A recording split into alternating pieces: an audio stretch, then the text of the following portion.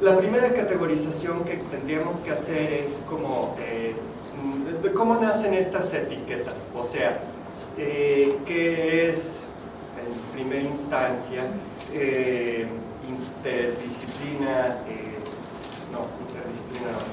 multidisciplina versus transdisciplina, tal vez.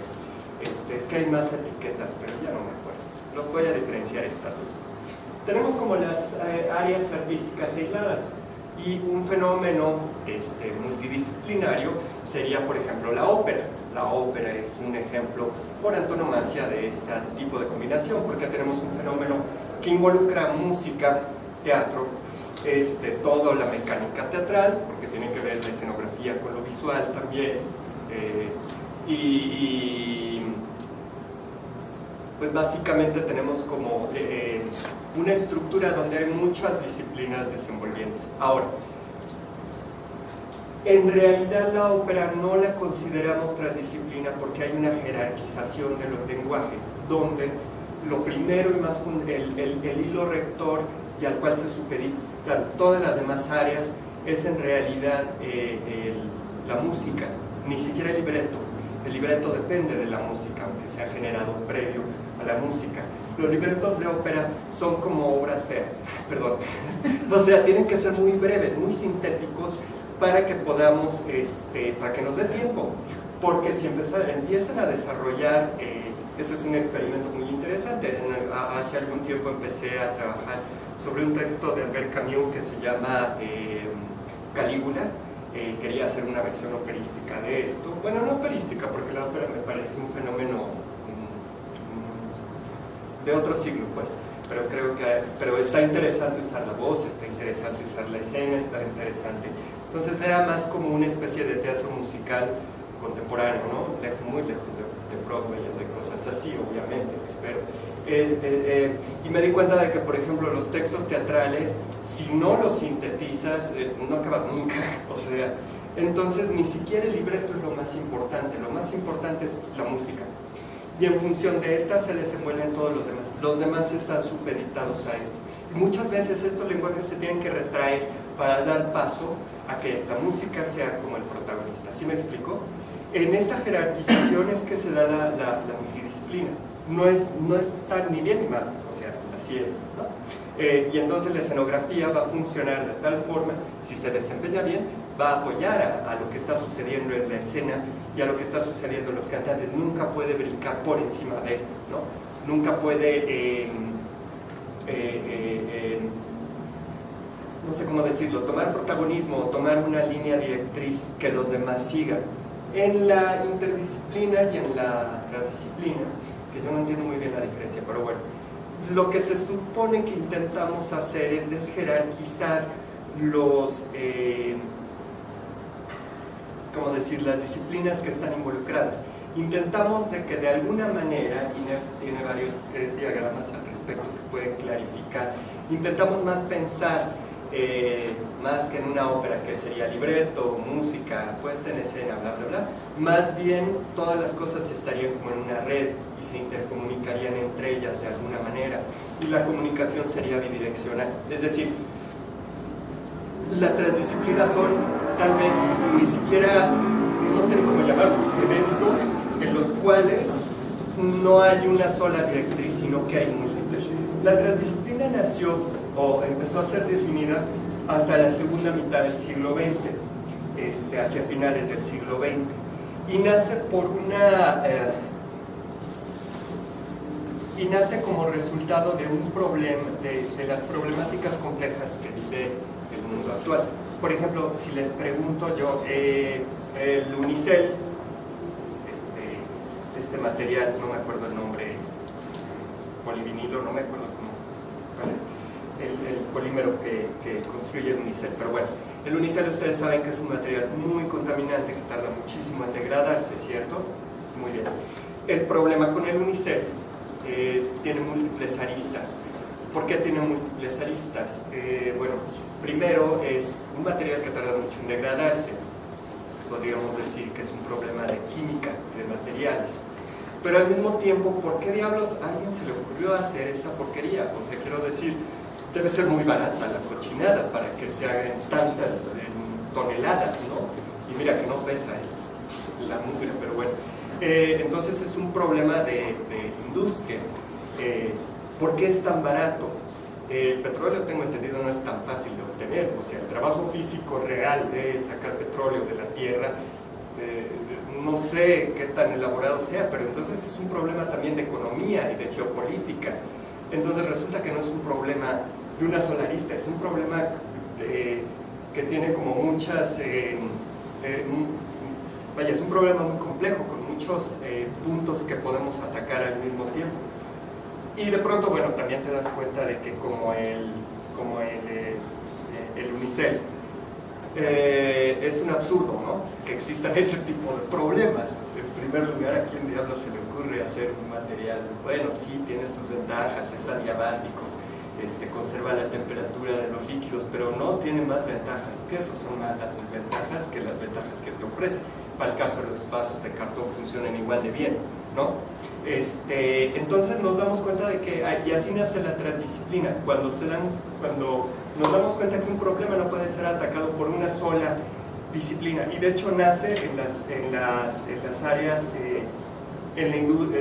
más bien nace en las universidades y en las ciencias, y de ahí se interpola a las demás disciplinas, ¿no?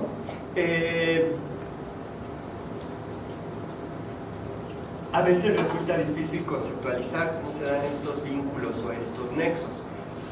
Yo no sé muy bien, trabajé un tiempo en el CENAR y no les sabría definir qué es la transdisciplina, ¿no? Pero sí les puedo dar algunas pistas de mi experiencia y de lo que yo he visto, y tal vez entre todos construir una noción. No sé exactamente bien qué es la transdisciplina, pero sí sé que, por ejemplo, es algo que sucede, no es algo que se planea, no es algo que se conceptualice tanto, sino son condiciones que se plantean y que se dan.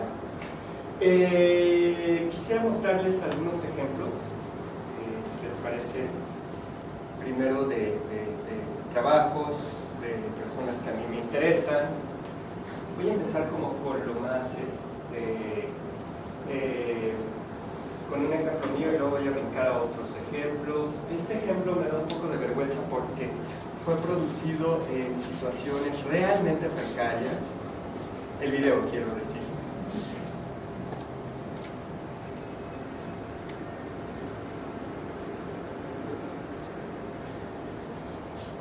Corría el año 2003. Me encantan esas expresiones electrónicas, corría el año. Y entonces yo estaba trabajando en ese momento. La idea era, estaba programando un sistema que hiciera ascenso de videos con una cámara para poder generar sonido, para poder controlar y generar sonido, y que este sonido fuera congruente con una partitura escrita previamente. Intentos como este ha habido muchos. Los precedentes, bueno, ahora hay muchas más cosas. Ahora ya, ¿cómo se llama? La Xbox desarrolló, Microsoft desarrolló el famoso Kinect, y ahora hay muchísimas cosas que en 2003 no existían, y la cosa se ha ido moviendo muy rápidamente. En ese entonces, cuando yo desarrollé este proyecto, en realidad había muy pocos precedentes respecto a los que después surgieron. Uno de los precedentes que me ayudó a conceptualizar, no conceptualizar, sino a resolver la parte técnica, era una pieza de David Rockaby, un artista canadiense. Bueno, no tengo un pizarrón, perdón.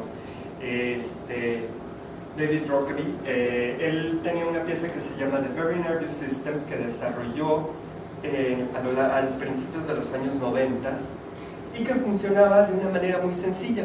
Entonces tú te parabas frente a una cámara de video y los movimientos detonaban distintos sonidos, punto.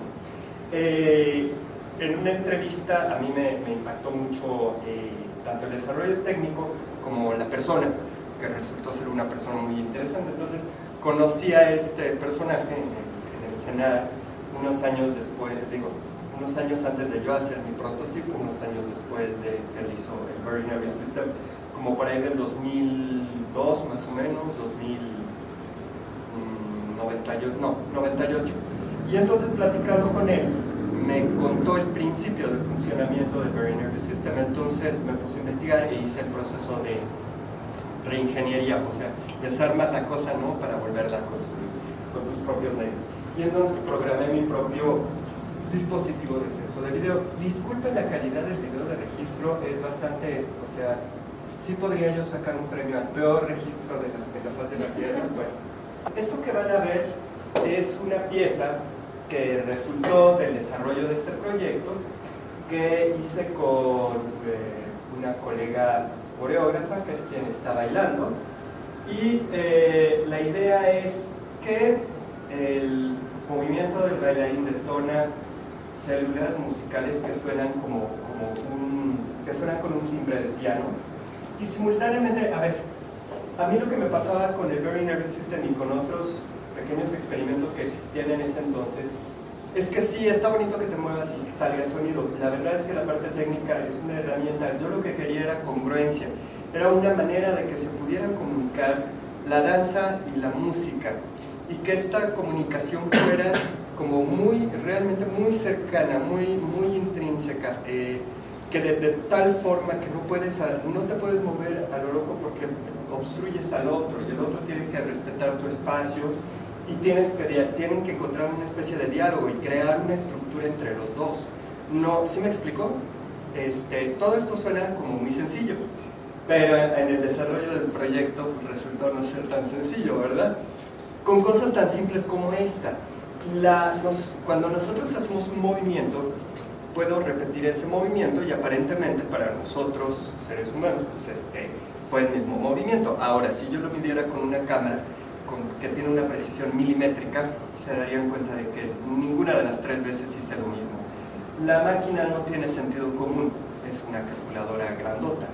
Entonces, primer problema, tendría que usar un método de censo, que no fueran sensores, que no fueran cables, porque eso amarra al bailarín. No podía usar sensores de proximidad. Lo más asequible era la cámara de video, porque la cámara de video te manda señal video a la computadora, procesa, sacas y estuvo. Tiene que ser algo rápido de calibrarse, porque no puedes estar las horas. A ver, levanta la mano, ok, ese es el límite, ahora bájala, hasta ahí llega, ahora levanta el pie, ahora hasta ahí llega. Bueno, si aquí hay alguien de danza seguro podrá levantar la pierna mucho más alto que yo. Hasta ahí llega, ahora baja, ahora la otra, ahora la cabeza, ahora muévete, hasta dónde llega. Imagínense el tiempo que pierdes calibrándote. Entonces, son cosas que parecen tontas, que parecen como trabajo técnico, que yo, porque lo voy a hacer si yo soy el artista. Pero no, la parte técnica yo creo que, pese a que hay una preponderancia de lo conceptual, y claro que cuidar lo conceptual en las piezas de arte, el involucrarse de cerca con el material técnico te da un entendimiento de las posibilidades de la cosa, así de sencillo. Entonces, sabes bien hasta dónde puedes llegar. Entonces, el censo de video parecía lo más adecuado. ¿Qué es lo que hace el censo de video? Detecta las partes del cuerpo y sabe que algo se está moviendo. Puedes derivar mucha información de eso, qué tan rápido, qué tan alto, qué tan bajo, si lo que se movió tiene un volumen grande o es pequeño. Todo eso lo puedes derivar. Entonces, el problema es qué haces con esos valores. Segunda bronca, ¿no? ¿Qué haces? Porque para mí la lectura del análisis de movimiento son números que te vuelven loco, porque no te dicen nada, ¿sí? O sea, cuando tú ves el análisis numérico de lo que sucede en la pantalla, pues ves listas de números enloquecedor, ¿no? Y como que te pierdes un poco. Entonces, bueno, hay que desarrollar también un método de visualización de datos, y hay que encontrar una manera de darle una sintaxis a la situación. Si yo le asignaba a cada uno de de las regiones del censo de video una nota, pues cuando la bailarina moviera el brazo así iba a ser aburridísimo, porque entonces no, o sea, eso no me sirve, no le sirve a nadie. ¿Sí me explico? No lo puedes trabajar como se maneja un instrumento convencional, un instrumento musical. donde esa precisión sí es útil. Aquí no, aquí tienes un lenguaje que es flexible, que es abierto, que es la danza, y necesitas como flexibilidad pues con el lenguaje, porque si no vas a terminar no moviéndote prácticamente, ¿sí me explico? Entonces, hasta me tuve que meter con matemáticas de caos para poder resolver esta problemática, ¿sí? Descubrí bueno, no descubrí, existía ahí, ¿no? Quiero decir, yo personalmente encontré una ecuación de Hoods que me funcionó muy bien porque me resolvía el problema de las notas. Lo que va a pasar es que cuando esta chica mueve la mano, por ejemplo, en lugar de que sea do, re, mi, fa, sol, la, si, do, lo que va a pasar es que sí, esta es a lo mejor la posición del do, pero la computadora no manda un do, manda como un enjambre de notas alrededor de que van siguiendo la mano. ¿Sí me explicó? Yo sé que de ese enjambre de notas, como sea, y aquí voy a entrar en un poco técnico de lo musical, yo no sé qué notas van a salir, pero no me interesa, en realidad. Ese es otro problema, cuarto problema, ¿no? Técnico. ¿Cómo es posible que en la música no me interesen las notas que salgan, si es lo más preponderante que existe en la música? Bueno, aparentemente, y depende en qué paradigma de composición te pongas. Para la segunda mitad del siglo XX, y por eso esto solo funciona con música contemporánea, o sea, si intentas hacer esto con algún otro género musical podría ser un absoluto fracaso, pero bueno. Más importante que las notas, más importante que el registro de notas, lo que es nuestra percepción de la música son las distancias entre esas notas. ¿Sí me explico? Que ustedes intuitivamente, si yo cantara una canción, no sé, no se me ocurre ninguna canción ahora, pero no. Justo esa era la que trataba de evitar. Ajá. Ya sé, la nómina de Beethoven, ¿no?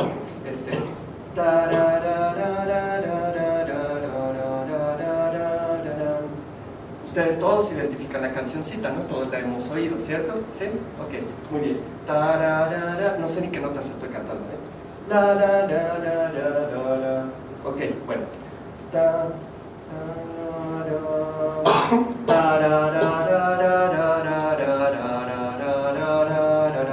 ¿Es la misma canción? Sí, pero en otro tono, en otra nota, empecé en otra nota distinta. Para ustedes, en términos prácticos, la respuesta es sí, es la misma canción. Ergo, no es tan importante la nota como las distancias que había entre los sonidos. Son las que definen el perfil melódico. Entonces, yo no sé qué notas van a salir, pero no me importa. Lo que sí sé es que hay distancias que no pueden salir, y ahí era lo importante. Ahí es donde yo, analizando los gestos de esta niña, decía, claro, entonces puedo poner un pianista real, ella se va a mover y va a sonar un piano. Y de ese lado, que está fuera de cuadro, porque por cierto, esta toma es el video de censo. Por cierto, la cámara tenía como dañada la cabeza, entonces de tanto en tanto hay gaps de sonido. Bueno, y aquí había una pianista, entonces yo sé lo que pueden hacer, las alturas que pueden salir del movimiento, y entonces hay un juego en esta pieza que es muy cortita, con una exploración. Entonces esta chica se mueve, genera sonido, la pianista le contenta y se establece un diálogo en el cual se van a ir combinando los dos lenguajes, y va a llegar un momento en que no vamos a saber quién está generando sonido, si el movimiento de la bailarina o la pianista. Se casan los dos y se vuelve una construcción con mucha dinámica, muy compleja. Y bueno, ya, ese es el ejemplo. Ella se ve como sobreexpuesta porque para que funcionara el censo tenía que estar muy abierto.